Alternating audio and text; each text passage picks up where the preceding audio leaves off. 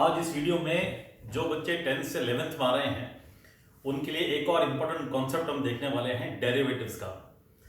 बच्चों ये टॉपिक जितने भी हमारे मैथ्स के स्टूडेंट हैं जिन्होंने मैथ्स लिया 11th क्लास में वो डेरिवेटिव्स क्या होता है उसको डिटेल में देखेंगे। 11th के एंड में लिमिट्स एंड डेरिवेटिव्स एक चैप्टर आएगा और नेक्स्ट ईयर 12th क्लास में भी आप इसको डिटेल में देखेंगे, लेकिन इसका यूज आपको फिजिक्स के चैप्टर 3 में आ जाएगा। तो आपको पता होना चाहिए कि डेरिवेटिव्स क्या होता है और इसको यूज कैसे करते हैं और ये हमारे किस काम आता है। तो इस वीडियो में केवल आपको बेसिक इंफॉर्मेशन दी जाएगी कि डेरिवेटिव्स कैसे निकाला जाता है, क्या होता है, इसका यूज क्या है, ताकि आप फिजिक्स का चैप्टर 3 समझ सकें और वहां पर इस चीज को इंप्लीमेंट कर सकें। तो केवल बेसिक इंफॉर्मेशन दी जाएगी डेरिवेटिव्स के बारे में इस वीडियो में। ये ब्रिज कोर्स वीडियो की सीरीज है। जो बच्चे 10th से 11th में आ रही है उनके लिए है, डिटेल नॉलेज नहीं है, केवल प्रिलिमिनरी नॉलेज है ताकि वो फिजिक्स का चैप्टर 3 अच्छी तरह से समझ सके। देखो बच्चों, आपको मालूम है कि बहुत सारी चीजें जैसे एरिया ऑफ स्क्वायर है वो उसके साइड पे डिपेंड करेगा। जैसे जैसे साइड इंक्रीज होगी वैसे वैसे एरिया ऑफ स्क्वायर इंक्रीज होगा। तो अगर मैं एरिया को ए बोल देता हूं और साइड ऑफ स्क्वायर को मैं एक्स बोल देता हूं तो एरिया और एक्स में रिलेशन आ जाएगा a equal to x square. तो ये रिलेशन है एरिया ऑफ स्क्वायर और उसकी साइड लेंथ के बीच में। आपको पता है area is equal to L square. यहां हम एल को एक्स ले रहे हैं। देखो एक्स अगर थोड़ा सा इंक्रीज होगा ना तो एरिया भी इंक्रीज होगा। मान लीजिए मेरा जो लेंथ है वो डेल्टा एक्स अमाउंट से इंक्रीज हो गया। डेल्टा एक्स मतलब change in X. Delta x ऐसा हम बोलेंगे फिजिक्स में और मैथ्स में 11th और 12th क्लास में। Delta X means change in X, delta A means change in area, delta V मतलब change in volume, delta T मतलब चेंज इन टेम्परेचर। इस तरह की बातें हम यूज करेंगे। तो डेल्टा मतलब चेंज।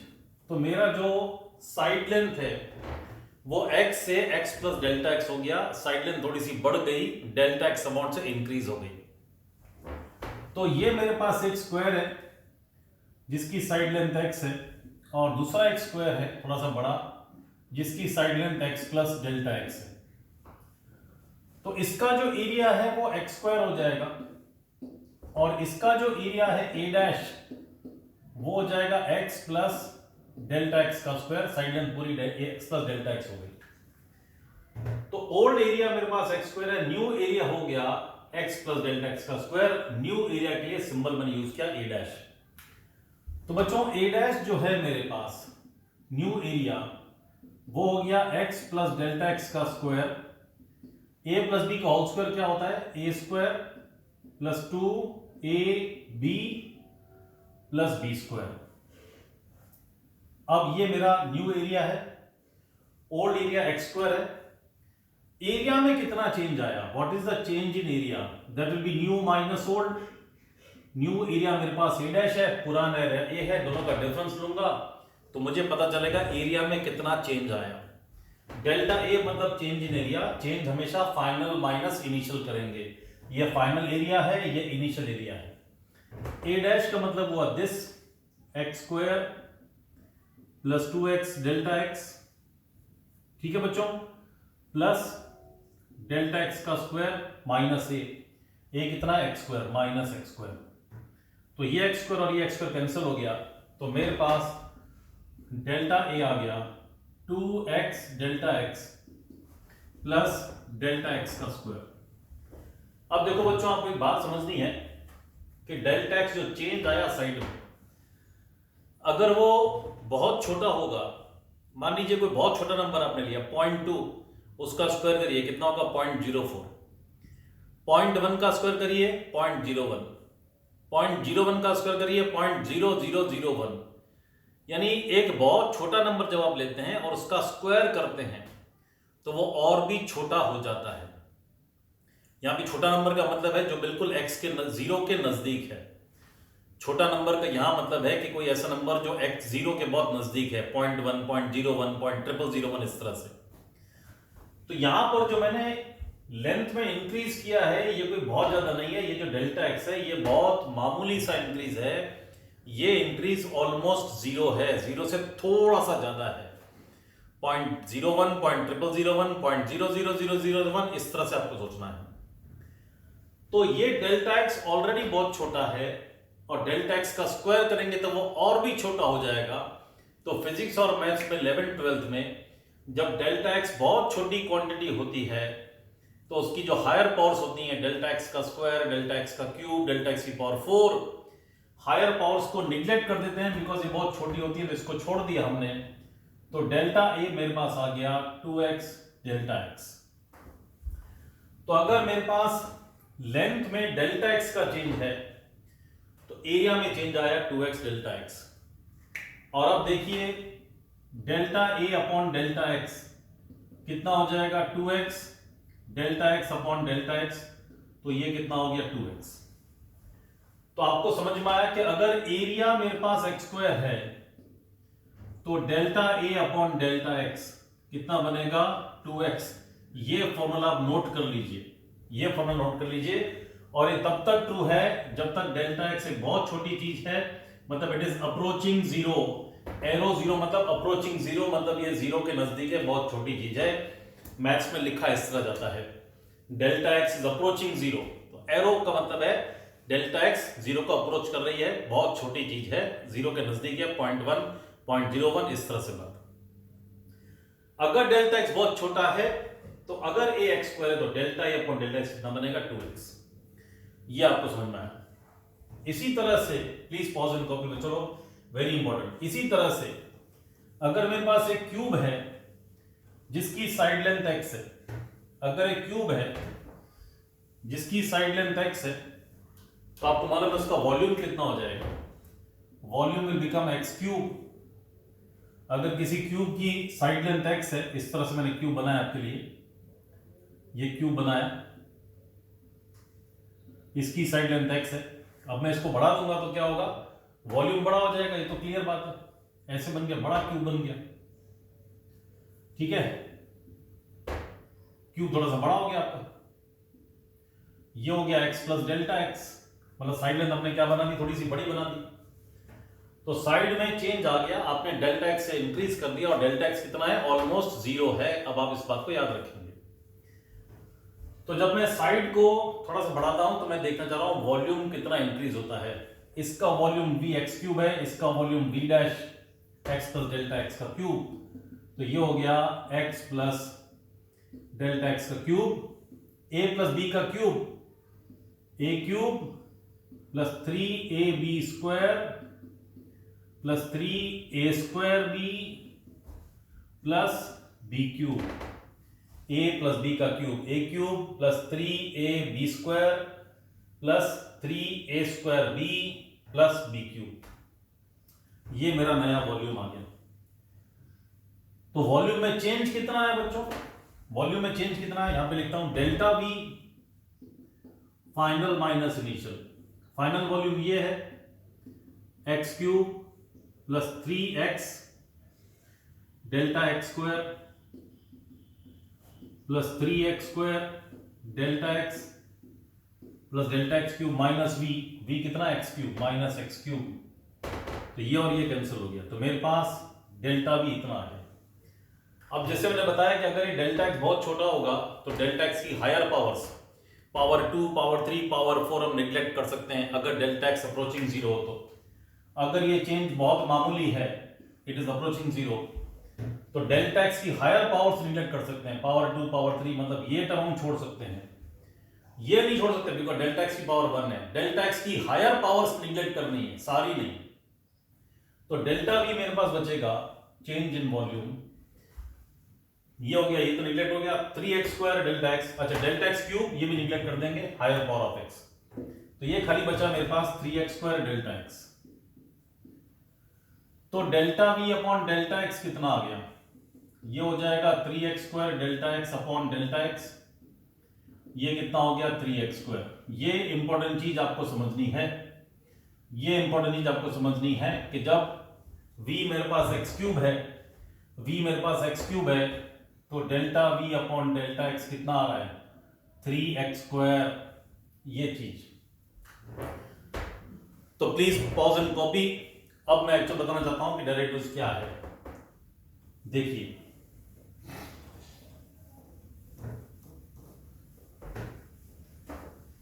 देखो बच्चों, आपको मैंने बताया पहले केस में अगर एरिया एक्स स्क्वायर है तो delta A upon delta x हमारे पास कितना आया, 2x आया।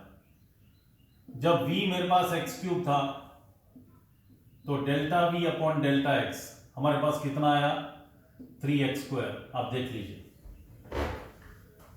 अब जब डेल्टा एक्स को हमने बहुत छोटा लिया है तो साइड लेंथ अगर बहुत छोटी होगी इंक्रीज में तो एरिया भी कोई खास ज्यादा इंक्रीज नहीं होगा। तो if delta X approaches zero तो increase in area will also approach zero.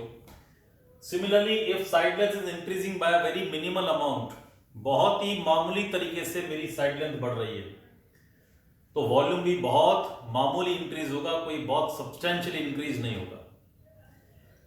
तो जब इंक्रीज या चेंज बहुत मामूली होता है, बिल्कुल जीरो के नजदीक होता है, किसी भी क्वांटिटी में चेंज ऑलमोस्ट जीरो होता है, तब उसको हम delta A by delta x नहीं बोलते हैं, d A by d x बोलते हैं। तो d A by d x will be 2x। Now don't think d और डी कट जाएगा। डी ए एक चीज है, ये दो लेटर्स नहीं है, ये डी इंटू ए नहीं है। डी ए मतलब very small change in area, D X means very small change in the length. ये डी इंटू एक्स नहीं है, D X it is one quantity. तो very small change in area upon very small change in length is 2x। और इसी तरह से यहां पे ये बन जाएगा dv by dx is equal to 3x square. अब आप ये सोचिए कि क्या हमको ये फॉर्मूला डायरेक्टली मिल सकता था क्या अगर मुझे ये फॉर्मूला दिया होता तो? अब थोड़ा आप ऑब्जर्व करिए, a मेरे पास x स्क्वायर है, मैंने dA बाय dx 2x निकाल लिया, तो v मेरे पास x क्यूब है, dv बाय dx कितना आ गया, 3x स्क्वायर।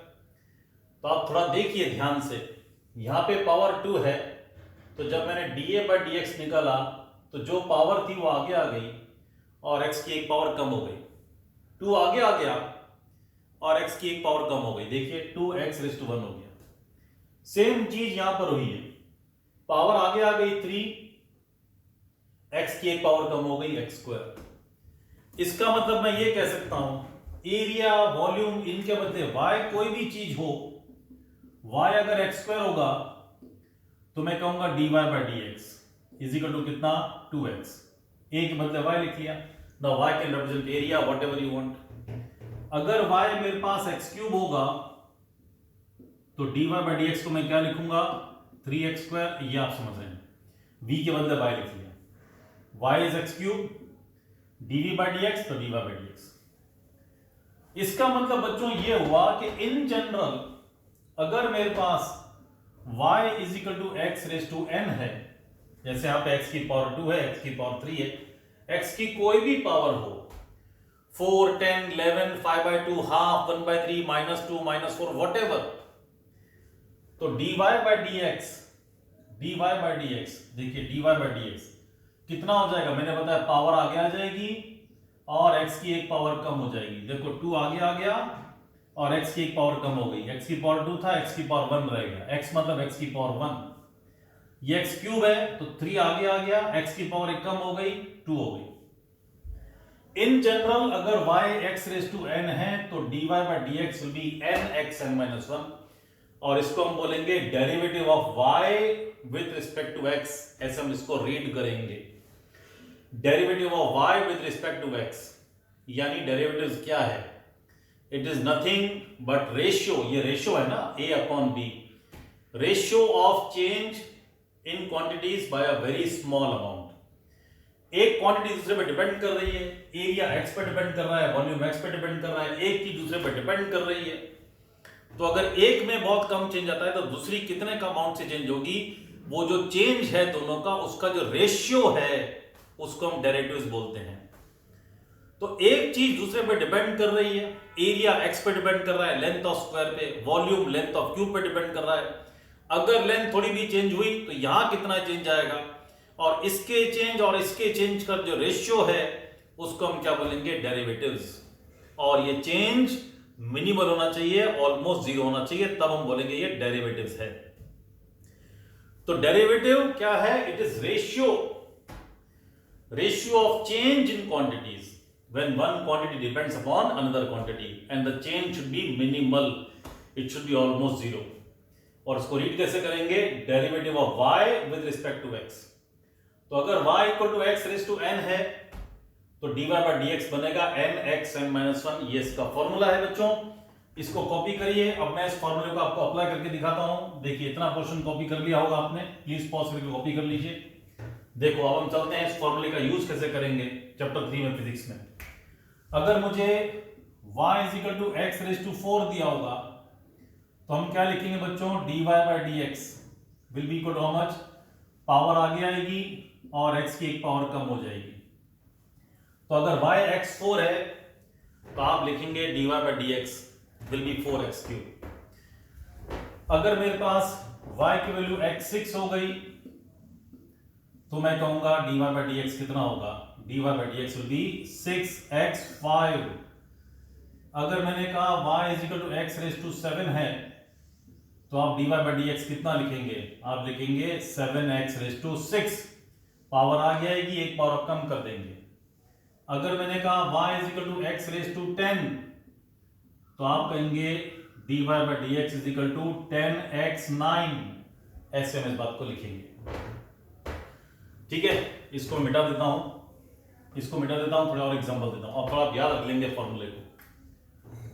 अगर मैंने कहा y is equal to x raise to minus 2, अब ध्यान दीजिएगा पावर नेगेटिव है तो dy बाय dx कितना होगा? ध्यान देंगे बच्चे, पावर आगे आएगी -2 और x की एक पावर रिड्यूस हो जाएगी, x की पावर n माइनस 1. तो जितनी पावर है उसमें एक सबट्रैक्ट करेंगे, -2 -1 -3 हो जाएगा. -2 ऑलरेडी है, एक और पावर कम करनी है तो -2 -1 कितना हो जाएगा? -3. तो ये हो जाएगा -2x की पावर -3. अगर y को मैंने कहा x की पावर -3 तो dy बाय dx हम कितना लिखेंगे? पावर आगे आएगी और पावर एक कम हो जाएगी, -3 -1 कितना हो जाएगा? -4. अगर y is equal to x की पावर -10 है तो dy बाय dx कितना हो जाएगा? -10 x की पावर -11. पावर एक कम हो जाएगी. अगर y मेरे पास x की पावर -5 है तो dy बाय dx कितना हो जाएगा? -5 x की पावर -6. -5 आ गया है, एक पावर कम हो गई. इसको प्लीज कॉपी करिए. मैं आपको बहुत सारे एग्जांपल करके दिखाऊंगा, आपको पता चलेगा dy बाय dx कैसे निकालेंगे. ठीक है, देखिए और देखते हैं बच्चों.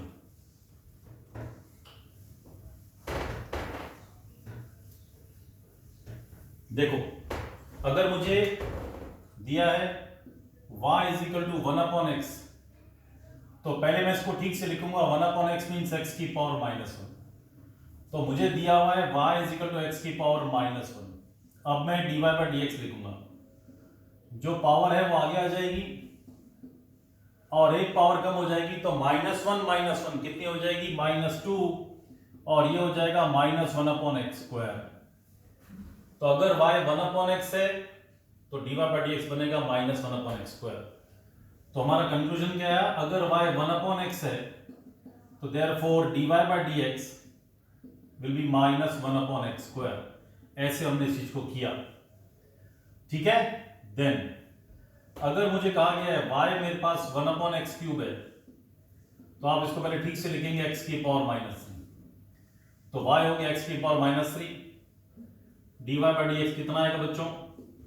-3 को आगे ले लेंगे, एक पावर कम हो जाएगी -4 तो ये हो जाएगा -3/x4.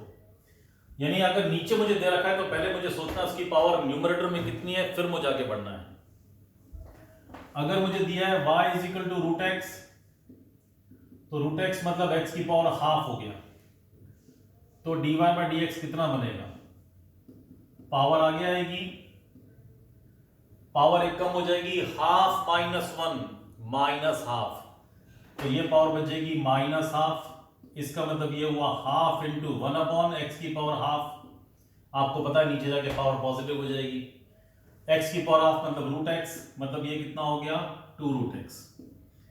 तो अगर y √x है तो dy बाय dx 1/√x.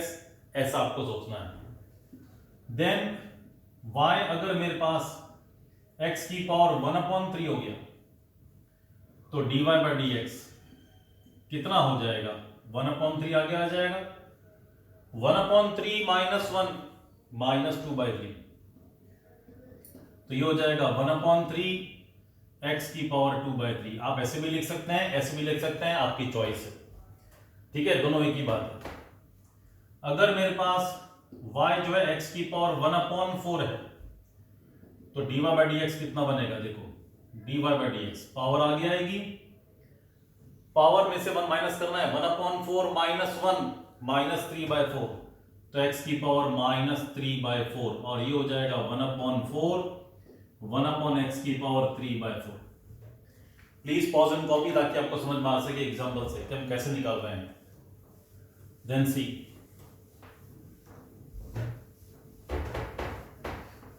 अगर मैंने कहा कि y की वैल्यू 1/x की पावर 2/3, तो ये हो जाएगा x की पावर -2/3। मैंने आपको बताया पावर अगर नीचे दी है तो पहले उसको ऊपर लेकर आइए, तो 1/x 2/3 है, मतलब ये हुआ x की पावर -2/3। अब मैं dy बाई डी एक्स कैसे निकालूंगा, dy बाई डी एक्स निकालेंगे, पावर आगे आ जाएगी और x की पावर, इसमें से -1 करने का, तो -2/3 -1 -2/3 -1 -5/3 हो जाएगा, -5/3, और ये हो गया -2/3 1/x की पावर 5/3। इस तरह से करना है, ठीक है, इस तरह से आपको डेरिवेटिव्स निकालने हैं।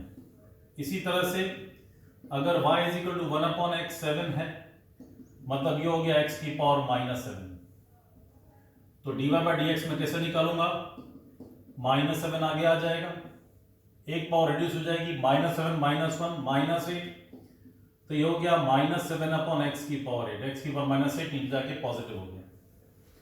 इसी तरह से अगर मुझे बताया गया y is 1/√x, मतलब x की पावर हाफ नीचे, ऊपर आके पावर क्या हो जाएगी, -1/2, तो y जो है दिया इस तरह से मुझे, लेकिन मैं लिखूंगा उसको इस तरह से, ऊपर आके न्यूमरेटर में आके x की पावर क्या है वो आपको पता चलनी चाहिए।